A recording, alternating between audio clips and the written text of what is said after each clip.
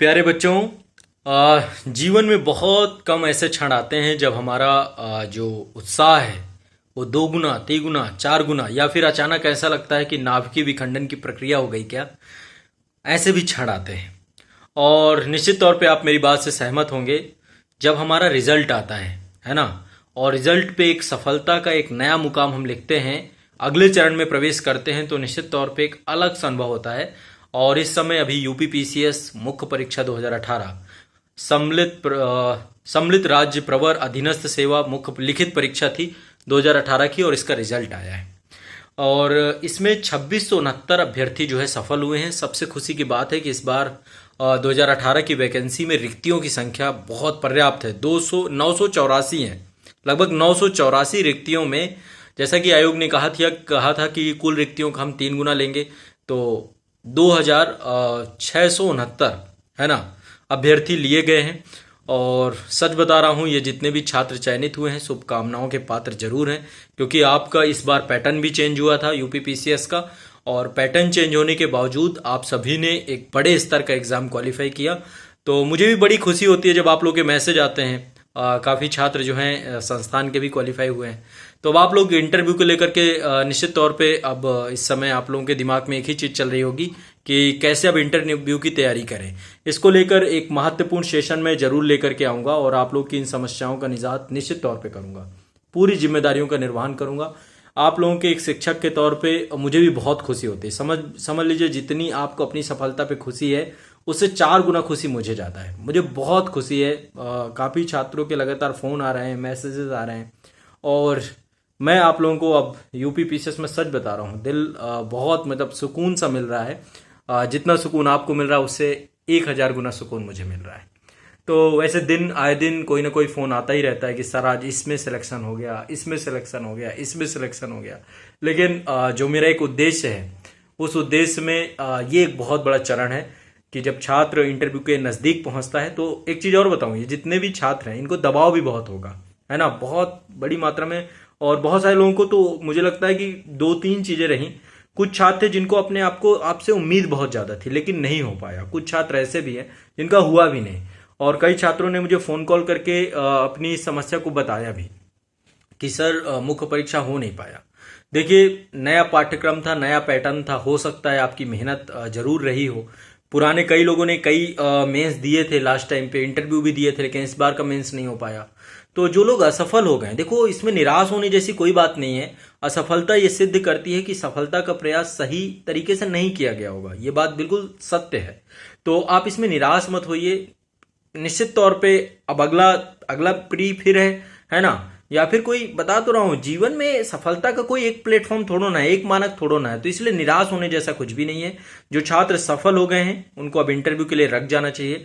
अब देखो, इंटरव्यू के लिए बेसिक कुछ टिप्स मैं आपको दूंगा। वो चीजें जो भी, देखो मेरा अभी तक का अनुभव है, और वो सारी चीजें मैं आपसे साझा करूंगा। कुछ सफल अभ्यर्थियों से भी बात करूंगा, यदि उनके माध्यम से भी कुछ गाइडलाइन दे जा सकी तो वो भी मैं प्रयास करूंगा। लेकिन एक जो सबसे महत्वपूर्ण चीजें मैं आपको बता रहा हूं, जो आपका ऑप्शनल सब्जेक्ट हो उसमें एक अच्छी पकड़ जरूर रखिएगा, ये बहुत महत्वपूर्ण है।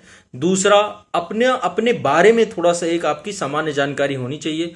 प्रयास करिएगा कि आप कहीं पर भी किसी बात को ऐसा ना बोलें जो बात से आप ताल्लुक ना रखते हों, ठीक है। तो थोड़ा सा ऐसा ना हो कि आप कुछ अधिक बोलने वाले हों, तो ये भी ध्यान रखिएगा।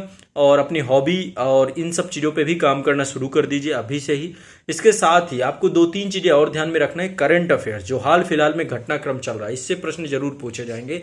जैसे कि चाइना को लेकर के जो विवाद है, या कोविड-19 को लेकर एक नए तरीके की जो व्यवस्था विकसित हो रही है, तो ऐसी विभिन्न चीज़ों को लेकर के आपको तैयार रहना पड़ेगा, और इनसे जुड़े हुए विभिन्न मुद्दे मैं लेकर के भी आऊँगा। आपके इंटरव्यू को लेकर के प्रॉपर साक्षात्कार को लेकर जो भी हो सकेगा प्रॉपर सेशन में आपको दूंगा। इसके अलावा 1-2 चीजें और मैं आपको बता देता हूं। आपके वैकल्पिक विषय में अच्छी पकड़ होने के साथ साथ करंट अफेयर्स पे एक अच्छी समझ जरूर रख के जाइएगा। इसके अलावा जो अपने बारे में जानकारी है उसे रखिएगा। समान अध्ययन के बारे में देखो, इतना भी ज्यादा प्रश्न जो खासकर पूछे जाएंगे हाल फिलहाल के जो पूरा का पूरा सिनेरियो है। बाकी आपका जो ग्रेजुएशन है, ग्रेजुएट हुए हैं आप, जिस स्ट्रीम में आप पढ़े हैं, इससे जुड़े हुए प्रश्न भी अधिकतर पूछे जाते हैं। हाल फिलहाल का सिनेरियो इसको जोड़ करके विभिन्न प्रश्न पूछे जाएंगे।